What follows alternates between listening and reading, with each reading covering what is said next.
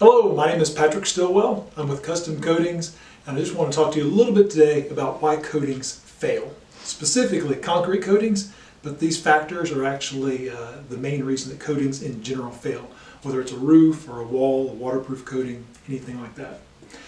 First and foremost, preparation.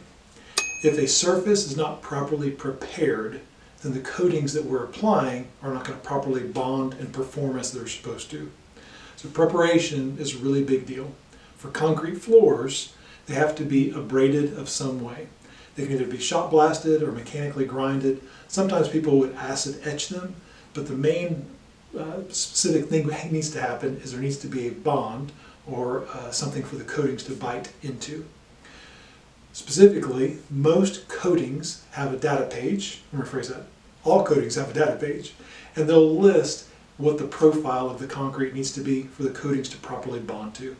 There's a CSP rating, concrete surface profile rating, and so concrete usually needs to be somewhere between a 3 and a 5 on that scale, and that just means it has to have a certain texture for the coatings to bite.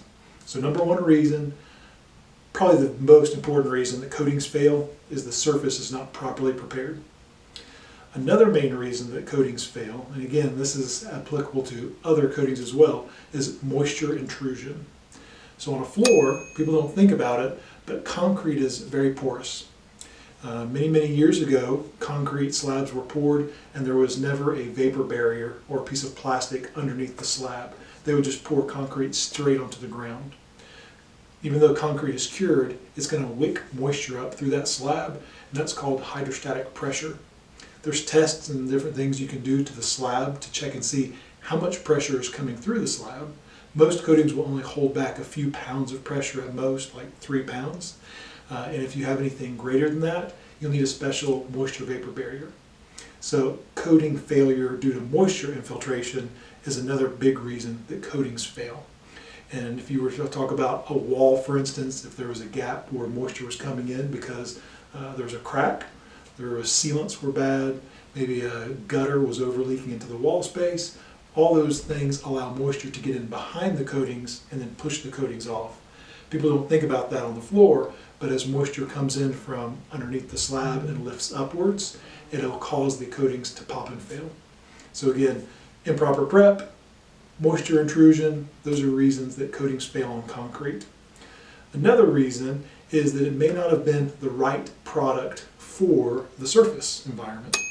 So if you are, let's say, working in an area where you have certain caustic materials, maybe battery acids or some type of aggressive solvents, and you put a regular epoxy coating down, it may not be designed to hold back that type of spill or that type of material being left on it for a regular period of time. So there are different products that are specifically meant for different environments and different applications. Finally, unfortunately, the reality is coatings often fail because of the contractor. They don't have enough training. They didn't mix it the right way. They didn't do something just right with the application, maybe the pot life, right? So when a product is mixed together, part A and part B, it cooks. Some products have something called a dwell time, where you mix the product together and you just let it sit there and cook before you actually start to apply it. Or maybe it cooked too long and the pot life for this product was 20 minutes and the product was applied 25 minutes later. At that point, it would no longer be eligible to be used. So contractors who are unskilled, they don't know what they're doing, they're often the reason that coatings fail. So the good thing that you need to do is to have a little bit of information for yourself. Make sure whatever contractor you're speaking to knows all these things about concrete prep, moisture intrusion, what does the profile need to be, do I have any other factors and elements in this environment that are going to affect the coating, and finally, what is your experience installing these coatings? Can you give me some real world advice or real world experience that you've done, and possibly what specific coating are you applying? Listen, I love Sherwin-Williams. We use a lot of Sherwin-Williams products, and there's a lot of Sherwin-Williams products that are meant for several different things, but not all of their products are meant for everything. So it's important to marry the right product with the environment that you have.